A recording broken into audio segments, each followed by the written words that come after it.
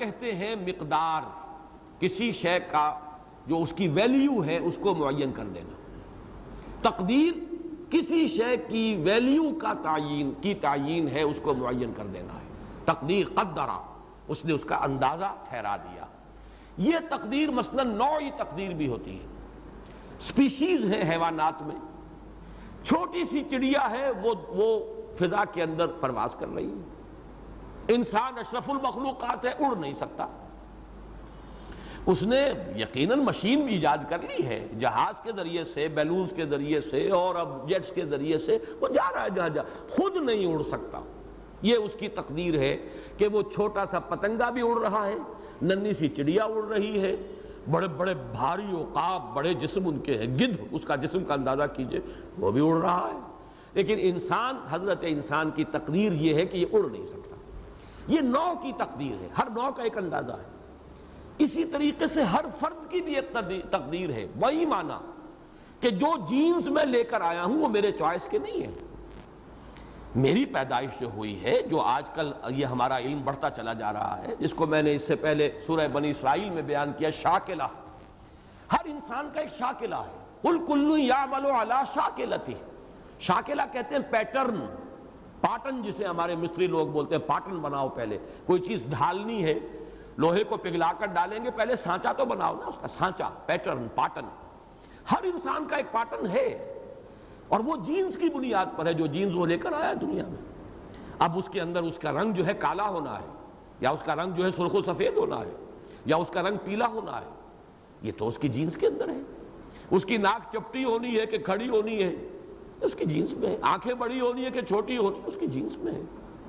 اس کے اندر کتنی قوت کار ہوگی، اس کے جینز میں ہے۔ ذہانت کم ہوگی زیادہ ہوگی، اس کی جینز میں ہے۔ ہر شخص جو ہے ایک تقدیر اس معنی میں لے کر آ رہا ہے کہ اس کا ایک اندازہ معین ہو چکا ہے۔ البتہ یہ ضرور ہے کہ اس کے بعد اس کا فری چوائس ہے، جو ہم پڑھ آئے ہیں سورہ دہر کا جب درس ہو رہا تھا تو میں تفصیل سے بیان کر چکا ہوں جبر و قدر کی بحث۔ ایک فری چوائس ہے، لیکن یہ فری چوائس جو ہے یہ انسان کے اس شاکلہ کے اندر وجود میں آئے گا، باہر نہیں جا سکتا۔ تازہ میثاق میں میرا وہ جو انگریزی کا ایک محاورہ میں بیان کرتا ہوں، بڑا غلط اس کا کوٹیشن آئی ہے۔ اصل کوٹیشن کیا ہے؟ One can not outgrow his skin. Outgrow, ایک شخص کتنا ہی پھیل جائے، کھال کے تو اندر رہے گا نا، اپنی کھال سے باہر نہیں نکل سکتا۔ موٹا ہو رہا ہے، وزن 3 من ہو گیا ہے، لیکن جب تک وہ ایک زندہ انسان ہے وہ اپنی کھال سے باہر نہیں آئے گا۔ One can not outgrow his skin, کوئی شخص اپنی کھال سے باہر نہیں نکل سکتا۔ یہ کھال جیسے ہمارے جسم کے لیے ایسے ایک شاکلہ ہے ہمارا، وہ جینز جو ہم لے کر آئے ہیں وہ ہمارا شاکلہ بن رہا ہے۔ ہم جو بھی محنت کریں گے خیر کی طرف، شر کی طرف، بدی کی طرف، بھلائی کی طرف، نیکی کی طرف، علم کی طرف، یہ ہوگا اسی شاکلے کے اندر۔ آپ آؤٹ گرو نہیں کر سکتے اپنے شاکلہ کو۔ لیکن چونکہ اللہ جانتا ہے کہ اس نے کسی کو کیا شاکلہ دیا تھا، ہم تو آج آ کر سمجھے ہیں کہ جینز بھی کسی بلا کا نام ہے اور اس کی بھی کوئی حقیقت ہے، اور اب ہم چھیڑنے لگے ہیں جینز کو کہ ہم چاہتے ہیں کہ ان جینز کو مینور کریں اور اپنی مرضی کے حیوانات پیدا کر لیں۔ یہاں تک بھی اب یہ تو انجینئرنگ ہے ایک باقاعدہ، جینیٹکس کے اندر انجینئرنگ وجود میں آ چکی ہے کہ آپ جینز کے اندر تبدیلی پیدا کریں، اس سے جو حیوان وجود میں آئے گا وہ آپ کا مطلوبہ صفات اس میں ہوں گی۔ یہ تو وہ دجالی فتنہ جو ہے جہاں تک جا رہا ہے اس کا ایک مظہر یہ بھی ہے۔ لیکن یہ جان لیجئے کہ ہم اپنی جو جینز لے کر آئے ہیں ان سے باہر نہیں نکل سکتے۔ یہ ہے ہماری انفرادی تقدیر۔ البتہ اس کے اندر ہمیں ایک چوائس دیا گیا، اما شاکرم و اما کفورا۔ چاہو تو تم ہمارے شکر گزار بندے بن کر زندگی گزارو، چاہو تو ناشکرے بن کر زندگی گزارو، اٹس یور چوائس۔ یہ اختیار ہے۔ البتہ اللہ جانتا ہے۔ دیکھیے، ایک ہے مقدار، ایک شخص میں اللہ نے 1000 درجے کی استعداد رکھی تھی اور اس نے صرف 500 درجے تک اپنی استعداد کو وہ بروئے کار لایا۔ ایک شخص میں اللہ نے رکھی ہی 500 درجے کی استعداد تھی اور وہ بروئے کار لے آیا پوری کی پوری 500۔ پہلا 500 والا ناکام ہو جائے گا اللہ کی میزان میں، یہ 500 والا کامیاب ہو جائے گا۔ بلکہ ہو سکتا ہے کسی کے اندر استعداد 500 بھی نہ ہو، 300 ہو، وہ بھرپور طور پر اپنی اس 300 کی استعداد کو بروئے کار لے آیا، 500 والا ناکام ہو جائے گا، اس لیے کہ اس کی استعداد اللہ کے ہاں زیادہ تھی. اللہ نے جو استعداد رکھی تھی وہ ناکام ہوگا اور یہ 300 والا کامیاب ہو جائے گا، اس لیے کہ اللہ کو معلوم. یہی مفہوم ہے لا یکلف اللہ نفسا الا وسعها. اللہ تعالیٰ کسی بھی جان پر بوجھ نہیں ڈالے گا، ذمہ دار نہیں ٹھہرائے گا اسے مگر اس کی وسعت کے مطابق. اب یہ وسعت ہم نہیں جانتے، اللہ جانتا ہے. ہمارا کام کیا ہوگا کہ جو بھی کچھ ہم کر سکتے ہو اپنی امکانی حد تک، جو بھی اپنی سعی کریں. بہرحال جیسے کہ حدیث میں آیا ہے اعملوا، عمل کرو، محنت کرو، مشقت کرو، اپنے وجود میں سے کھود کھود کر نکالنے کی کوشش کرو امکانی حد تک. تم نہیں جانتے اللہ نے کیا کچھ رکھا ہوا ہے، تمہارے اندر کتنے ہیرے رکھ دیے ہیں، کتنے جواہرات رکھے ہوئے ہیں، تمہارے اس سمندر جو ہے وجود کا اس میں کیسے کیسے قیمتی موتی تم نہیں جانتے. کھودتے رہو، کھودتے رہو، کھودتے رہو، غوطہ لگاتے رہو، لگاتے رہو، لگاتے رہو. اعملوا فکل میسر لما خلق. ہر ایک میسر ہو جائے گا. یہ تیسیر کا لفظ آئے گا بعد میں تو میں اس کی وضاحت کروں گا. جس کے لیے وہ پیدا کیا گیا ہے، جو استعداد اس میں ہے اتنی ہی آئے گی بروئے کار، اس سے زائد آپ نہیں جا سکتے. البتہ اگر آپ نے جو بھی استعداد آپ نے ودیعت کی گئی تھی اس کو بھرپور طور پر آپ بروئے کار لے آئے خیر کے راستے پر، بس آپ کا بیڑا پار ہے. مقدار کس پر طے نہیں ہوگا اللہ کے ہاں، بلکہ اللہ کے ہاں ہر شخص کا جو شاکلہ تھا، اس کی جو شخصی تقدیر تھی. یہاں لفظ تقدیر کے حوالے سے وہ بات میں کر رہا ہوں. ایک نوعی تقدیر ہے کہ پرندہ اڑتا ہے، انسان اڑ نہیں سکتا، یہ لمٹس ہیں اس کی. ایک شخصی تقدیر ہے کہ ہر شخص کے اندر جو ہے اس کی جینز، اس کی وسعت، اس کا شاکلہ اللہ نے قل کل یعمل علی شاکلتہ، وہ شاکلہ اس کے لیے گیون ہے. You can't outgrow your شاکلہ. لیکن اس کے اندر اندر اگر آپ نے اپنی امکانی حد تک سعی کی ہے نیکی کے لیے، خیر کے لیے، بھلائی کے لیے، آپ کامیاب ہو جائیں. مقدار کا معاملہ فیصلہ کن نہیں. سبح اسم ربک الاعلی الذی خلق فسوی والذی قدر فہدی. بھی ایک لفظ اور باقی ہے، جس نے اندازہ ٹھہرایا، قدرہ تقدیر، فہدا پھر ہدایت دے دی. اب لفظ ہدایت بھی اسی طریقے سے جیسے تقدیر جو ہے میں نے بیان کی، ایک تقدیر ہے جمادات کی، ایک تقدیر ہے حیوانات کی نوعی تقدیر، ایک تقدیر ہے انسانوں کے میں سے ہر فرد کی اپنی ایک تقدیر، اپنا ایک اندازہ، اپنی ایک امکانات، اپنی پوٹینشیلٹیز، اپنا شاکلہ. اسی طرح ہدایت کا پہلا مرحلہ ہے جبلی ہدایت. جبلی ہدایت آخر اللہ تعالیٰ نے ہر شے کو جسے پیدا کیا، جیسے کہ سورہ طٰہٰ میں آیا ہے الذی اعطی کل شیء خلقہ ثم ہدی. یہاں پر آپ دیکھیے ان چاروں میں سے پہلے اور آخری کا ذکر ہے. الذی ربنا الذی، ہمارا رب وہ ہے، الذی اعطی کل شیء خلقہ، جس نے ہر شے کو اس کی خلقت عطا فرمائی، ثم ہدی پھر ہدایت دے دی. اب ہر شے، ایک سورج کے لیے ہدایت ہے اللہ کی، وہ قانون جو معین ہے اس کا کوئی چوائس ہی نہیں، اس کے لیے یہ ہدایت ہے. ہر شے کی ہدایت ہے. نباتات کے اندر ایک ہدایت ہے، پرندوں کو ہدایت ہے، وہ ان کی جبلی ہدایت ہے.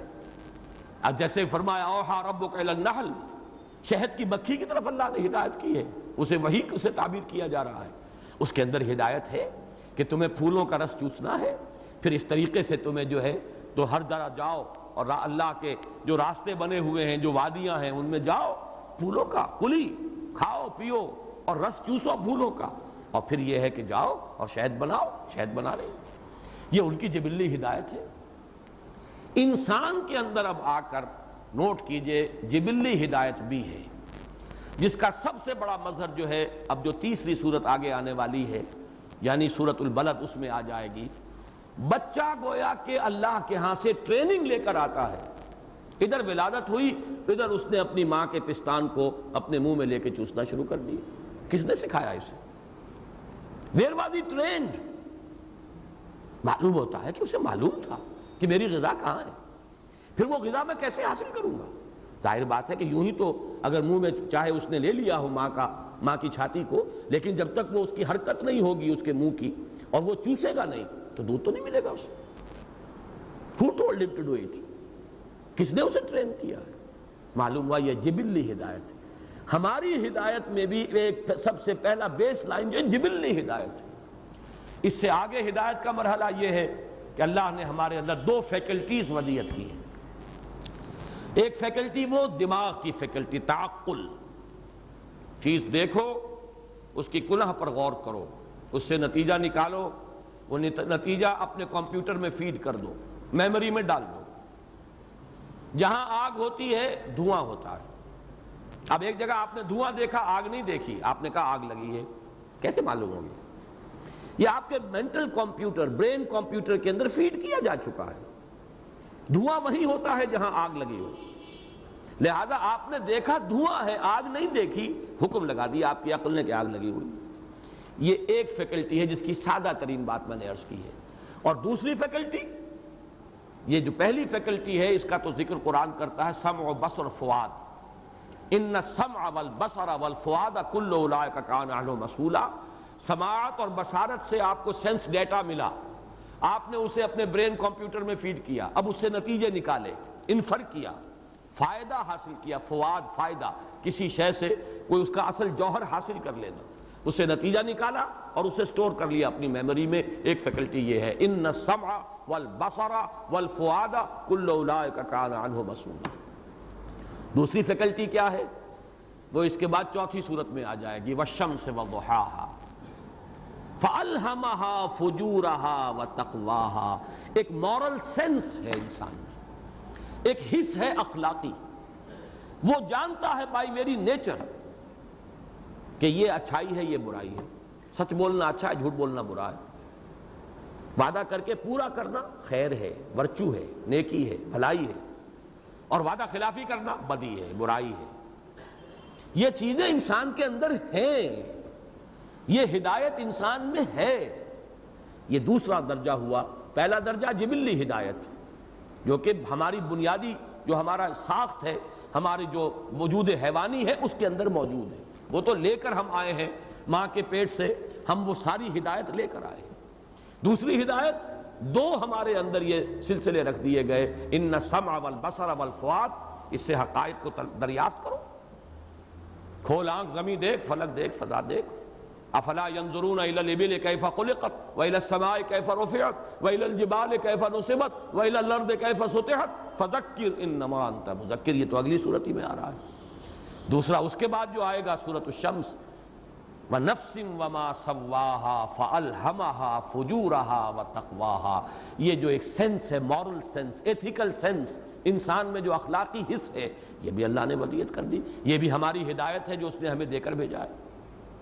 تیسرا درجہ ہے ہدایت کا، اور وہ ہدایت ہے وحی کی ہدایت، انبیاء کے ذریعے، رسولوں کے ذریعے، حق کا حق ہونا، باطل کا باطل ہونا مزید اجاگر کر دیا گیا اور واضح کر دیا گیا، علم نشرہ کر دیا گیا، مبرہن کر دیا گیا کہ کسی نیک نیت انسان کو کوئی اشتباہ ہو ہی نہیں سکتا۔ اس درجے حق کی وضاحت اور اس درجے باطل کا ابطال کہ کسی نیک نیت انسان کو شبہ نہیں ہوگا۔ اپنی نیت میں فتور ہو، تعصب ہو، ہٹ درمی ہو، تکبر ہو، حسد ہو، یہ بات دوسری ہے، کوئی جاہلی حمیت ہو، یہ بات دوسری ہے۔ کسی نیک نیت انسان کو کوئی اشتباہ نہیں رہ سکتا۔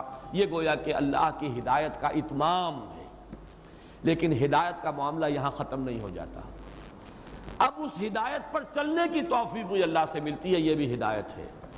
منزل مقصود پر بھی اللہ پہنچاتا ہے، انگلی پکڑ کر جیسے کسی بچے کو لے جایا جائے، یہ بھی اللہ کرتا ہے، یہ بھی ہدایت ہے۔ الحمدللہ الذی ہدانا لہذا وما کنا لنہتدی لولا ان ہدانا اللہ۔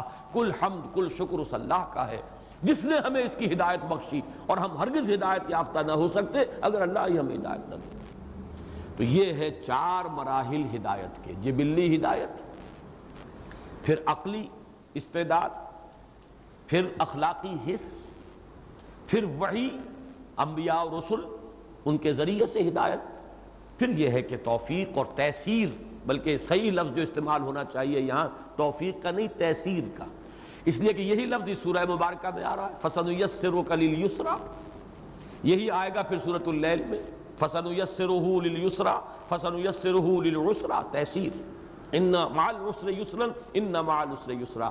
یہ 10 صورتوں کے اندر یہ آپ دیکھ رہے ہیں کہ یہ مضمون آئیں گے، اس اعتبار سے لفظ تیسیر۔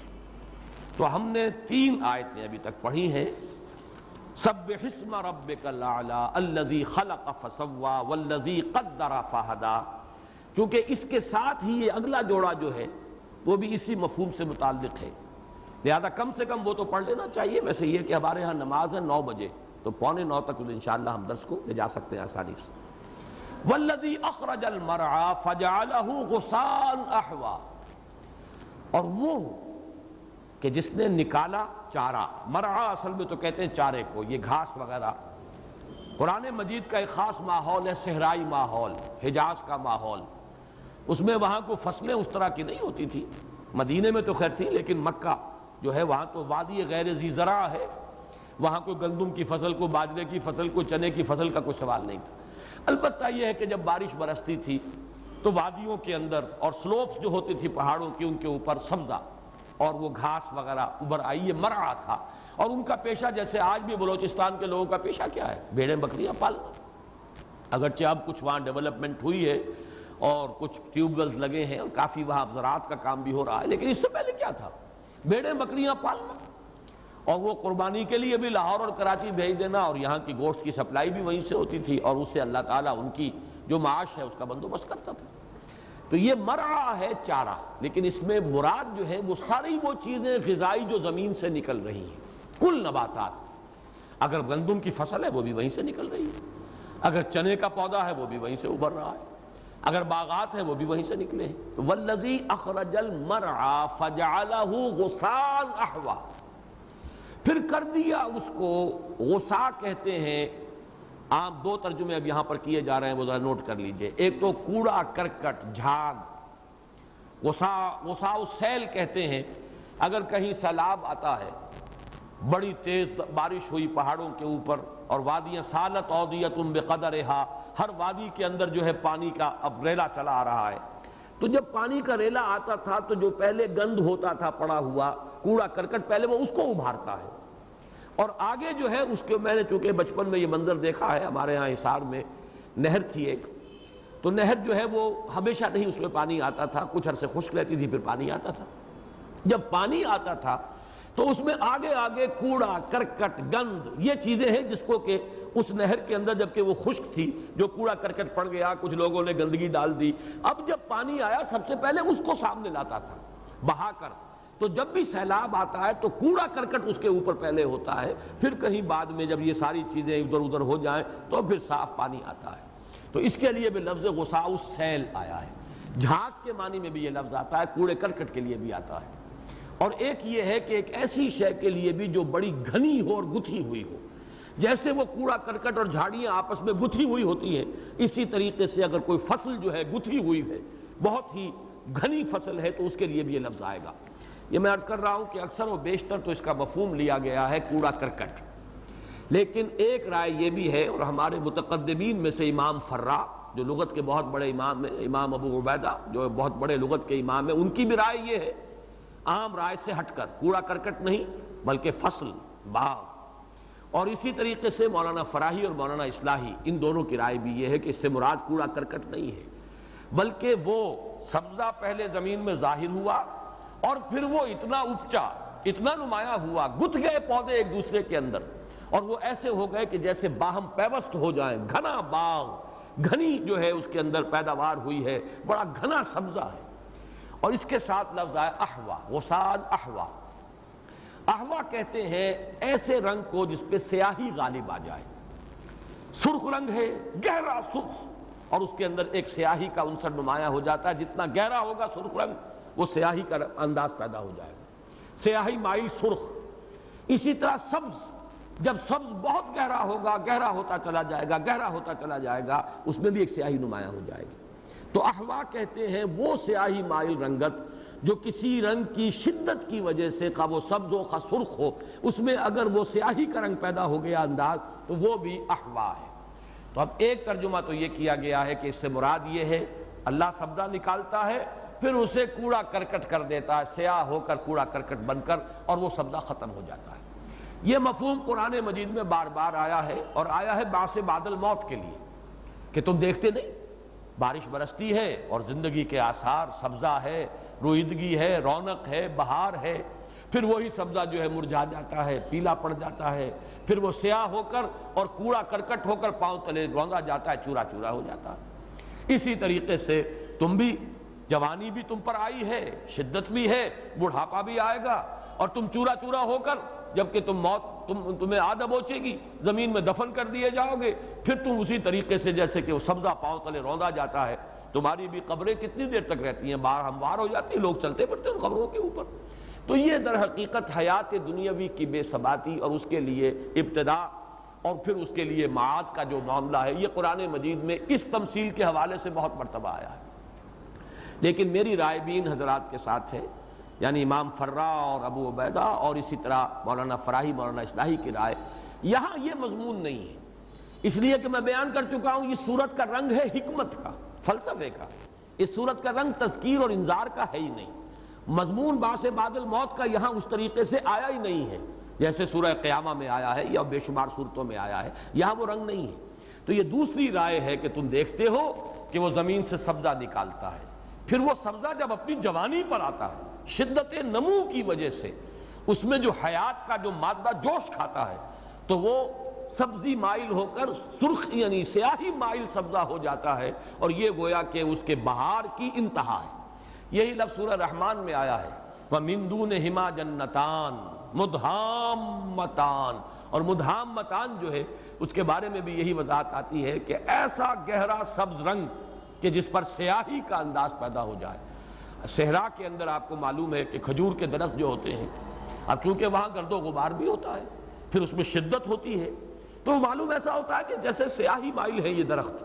اگر آپ جہاز سے کبھی گزرے ہو سکھر کے اوپر سے ذرا فوکر کی فلائٹ سے، تو معلوم ہوتا ہے کہ وہ جیسے گوبھی کے پھول کھلے ہوئے ہیں، اوپر سے جب آپ درخت کے کھجور کے درختوں کو دیکھتے ہیں اور ان پر سیاہی مائل کیفیت ہوتی ہے رنگ کی، کچھ گرد و غبار بھی فضا میں بھی ہے، پتوں پر بھی ہے، تو یہ گویا کہ نہایت گھنے باغ کے لیے لفظ آتا ہے، تو ہم اس کو ابھارتے ہیں والذی اخرج المرعى فجعلہ غثاء احوا، اور اس سے جیسا کہ میں نے ابتدا میں عرض کیا تھا، اس سے ربط قائم ہوتا ہے فَمَهِّلِ الْكَافِرِينَ أَمْهِلْهُمْ رُوَيْدًا، یہ تدریجاً ہوگا اے نبی، ابھی تو سبزہ نمودار ہوا ہے، ابھی تو آپ پر وحی کا آغاز ہوا ہے۔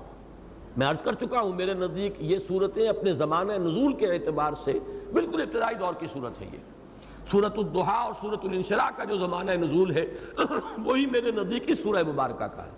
تو ابھی تو سبزہ ظاہر ہوا ہے، ابھی یہ اپجے گا، ابھی یہ اپنی پوری بہار پر آئے گا، ابھی اس کے اندر وہ گتھے ہوئے گھنے باغ کی کیفیت پیدا ہوگی جس کا رنگ جو ہے سیاہی ماہل گہرا سبز ہو جاتا ہے۔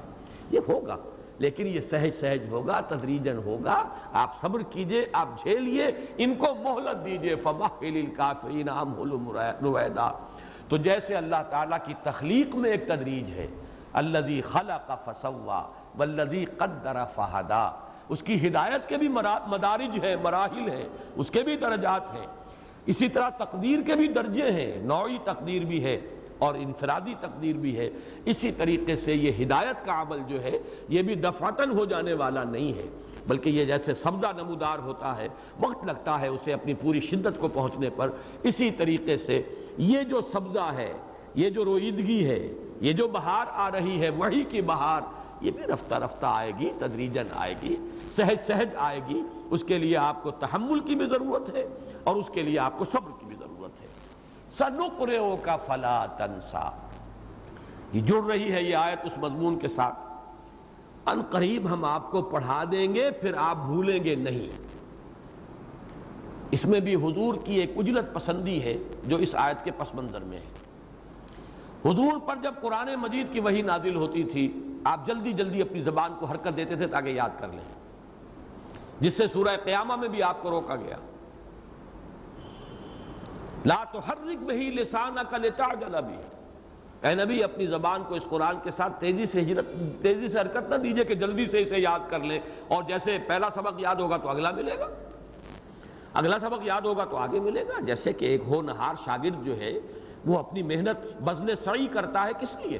تاکہ استاد مجھے اگلے سبق کا اہل سمجھے، وہ سبق میں پکا لوں گا، یاد کر لوں گا تو پھر اگلے سبق کا میں اہل ہوں گا، پھر اگلا سبق ملے گا۔ تو حضور میں ایک اجلت تھی علم کے لیے کہ جلد از جلد مجھے یہ علم اور بڑھے، میرے علم میں اضافہ ہو، اسی لیے سورہ طٰہٰ میں فرمایا وَلَا تَعْجَلْ بِالْقُرْآنِ مِن قَبْلِ أَن يُقْضَىٰ إِلَيْكَ وَحْيُهُ وَقُلْ رَبِّ زِدْنِي عِلْمًا۔ دیکھیے نبی، اس قرآن کے لیے جلدی نہ کیجئے، اس سے پہلے کہ ہماری حکمت میں جو تدریج معین ہے اس کے مطابق اس کی وحی مکمل ہو جائے۔ ہاں اللہ سے دعا کیا کیجئے، اے اللہ میرے علم میں اضافہ فرما، لیکن لا تعجل بالقرآن، جلدی نہ کیجئے قرآن کے بارے میں۔ اس کا نزول ایک تدریج سے ہوگا، اور وہ تدریج ہماری حکمت بالغہ میں معین ہے، اس میں کوئی تبدیلی نہیں ہوگی۔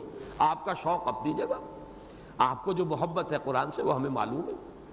اسی طرح سورہ قیامہ میں فرمایا لا تحرک بہ لسانک لتعجل بہ ان علینا جمعہ وقرآنہ، آپ اپنی زبان کو تیزی سے حرکت نہ دیجئے کہ آپ جلدی سے یاد کر لیں اس قرآن کو، ہمارے ذمے ہے اس کا آپ کے سینے میں جمع کر دینا۔ اس میں ایک شفقت بھی ہے حضور پر کہ آپ یہ مشقت جھیلیے ہی نہیں، ہمارے اپنے ذمہ ہم نے لے لیا ہے، آپ کے سینے میں ہم اسے جمع کر دیں گے۔ ان علینا جمعہ وقرآنہ فاذا قرأناہ فاتبع قرآنہ، اس کی تفصیل میں سورہ قیامہ کے درس میں بیان کر چکا ہوں۔ یہاں صرف یہ نوٹ کیجئے کہ گویا کہ اس مضمون کا سر آغاز یہ آیت ہے۔ سب سے پہلے یہ مضمون اجمالاً آیا سنقرئک فلا تنسیٰ، اے نبی ہم پڑھائیں گے، آپ مطمئن رہیں، آپ خاطر جمع رکھیں، ہم پڑھائیں گے آپ کو، اور ایسے پڑھائیں گے کہ آپ کبھی نہیں بھولیں گے۔ فلا تنسیٰ، اس میں ذرا تفسیری اعتبار سے نوٹ کر لیں کہ ایک رائے یہ بھی ہے کہ فلا تنسیٰ سین کے زبر کے ساتھ ہے، اصل میں یہ الف کا اضافہ کیا گیا ہے فواصل، جنہیں ہم قوافی کہتے ہیں، شعر میں قافیہ ہوتا ہے، قرآن مجید چونکہ شعر نہیں ہے لہذا قافیے کے لفظ کا اطلاق مناسب نہیں ہے، بلکہ فواصل، آیات کے جو آخری جو ہیں الفاظ ان میں ایک مناسبت ہوتی ہے، صوتی آہنگ ہوتا ہے، اس آہنگ کے لیے اس کو تنسا کر دیا گیا کہ آپ نہیں بھولیں گے۔ یہ فعل مضارع ہو گیا اور یہ گویا کہ کلام خبریہ ہو گیا۔ لیکن ایک رائے ہے، مجھے اس سے اختلاف ہے لیکن میں بیان کر رہا ہوں کہ یہ بھی رائے ہے کہ یہ اصل میں فلا تنسا ہے، یہ فعل نہیں ہے۔ اے نبی ہم آپ کو پڑھائیں گے تو بھولیے گا مت، یعنی پوری محنت کیجئے کہ اس کو محفوظ رکھیں۔ اور اس سے ایک مناسبت قائم کی ہے مفسرین نے، وہ مناسبت اپنی جگہ صحیح ہے بات۔ حضور نے فرمایا احادیث سے صحیحہ ہیں کہ یہ قرآن وحشی اونٹ کے مانند ہے، جب تک کہ باندھ کر نہیں رکھو گے اونٹ کو وہ بھاگ جائے گا۔ تو قرآن کو یاد کرنا یہ ایک کام ہے، اسے یاد رکھنا یہ دوسرا کام ہے۔ اور یہ آپ نے بڑی وعید کے انداز میں فرمایا، قرآن کو یاد کر کے بھلا دینا یہ بہت بڑا جرم ہے، بہت بڑا گناہ ہے۔ اب اس کا تو اگر آپ دور کرتے رہیں گے، اس کو دہراتے رہیں گے، بار بار پڑھتے رہیں گے تو یاد رہے گا، ورنہ وہ یاد نہیں رہتا۔ ہمارے اکثر و بیشتر 99% حافظ وہ ہیں جنہیں دوران سال کچھ یاد نہیں ہوتا، وہ تو ایک مہینے پہلے یا 15 دن پہلے جو ہیں وہ پھر رٹا لگاتے ہیں دوبارہ اور تازہ کرتے ہیں۔ دوران سال آپ ان سے کہیے کہ فلاں جگہ سے قرآن پڑھ دیجئے، نماز میں نہیں پڑھ سکتے، اللہ ماشاءاللہ ہے ایسے لوگ، لیکن یہ کہ وہ ایک خاص وہ معاملہ ہے، لیکن اس کا مستحضر رکھنا بہت ضروری ہے۔ تو اس مفہوم کو لیا ہے کہ حضور کو بھی یہاں تاکید کی جا رہی ہے کہ نبی ہم آپ کو جو پڑھوا رہے ہیں قرآن تو بھولنا نہیں ہے، آپ نے اس کو یاد رکھیے گا، پوری محنت کیجئے کہ آپ اسے یاد رکھیں۔ تو اپنی جگہ پر عام لوگوں کے لیے تو یہ بات 100% صحیح ہے، میرے لیے آپ کے لیے صحیح ہے کہ فلا تنسا، اگر یہ فعل نہیں مانا جائے تو یہ مضمون بھی اپنی جگہ درست ہوگا، لیکن محمد الرسول اللہ کے لیے صلی اللہ علیہ وسلم یہ مفہوم درست نہیں ہے، اس لیے کہ جب سورہ قیامہ القرآن یفسر بعضہ بعضا، قرآن کا ایک حصہ دوسرے حصے کی تفسیر کرتا ہے، تو اس اصول کے تحت سورہ قیامہ میں جب مفہوم آ گیا کہ لا تحرک بہ لسانک لتعجل بہ ان علینا جمعہ وقرآنہ، اللہ نے اپنے ذمے لے لیا ہے، حضور سے یہ مشقت جو ہے اللہ نے ہٹا لی۔ اے نبی آپ کو اپنے اوپر بوجھ لینے کی ضرورت نہیں ہے، ہمارے ذمے ہے، ہم آپ کے سینے میں اس کو محفوظ کر دیں گے۔ تو یہی مفہوم یہاں لیا جانا چاہیے، سنقرئک فلا تنسیٰ، ہم پڑھائیں گے آپ کو، فکر نہ کیجئے، اور پورا پڑھا دیں گے قرآن آپ کو۔ ابھی تو یہ ظہور ہوا ہے، جیسے ابھی وہ آم کے درخت کی 2 ہی پتیاں ظاہر ہوئی ہیں، گٹھلی پھٹی ہے، ابھی تو فلق ہوا ہے، فالق الاصباح اور فالق الحب والنوا، اس نے وحی کا یہ کی کلی جو ہے ابھی اس کو ظاہر کیا ہے، ابھی تو یہ تناور درخت بنے گا، سنقرئک، اور یہ کوئی لمبی بات نہیں ہے۔ ہمارے دنیاوی حساب سے بھی کتنے برس، 22 برس نہیں، 23 برس، 23 برس قمری، اور ہمارے حساب سے وہ بمشکل 21.5 برس بنیں گے یا 22 برس بنیں گے، اس میں قرآن کی تکمیل ہو گئی۔ اس لیے سین جو مستقبل قریب کے لیے آتا ہے وہ بھی صحیح ہے، سنقرئک، اب پڑھائیں گے آپ کو، سارا پڑھا دیں گے، لیکن یہ کہ آپ اس میں بھولیں گے نہیں، اور آپ اس کو کوئی تشویش اپنے دل میں نہ رکھیے۔ ما شاء اللہ، یہ مضمون ذرا اب ثقیل ہے، سوائے اس کے جو اللہ چاہے، اس کا کیا مفہوم ہے؟ بظاہر الفاظ جسے ہم مفہوم مخالف کہتے ہیں، اس کی روح سے تو اس کا مطلب یہ نکلتا ہے کہ گویا کہ قرآن کا کوئی حصہ حضور بھول بھی گئے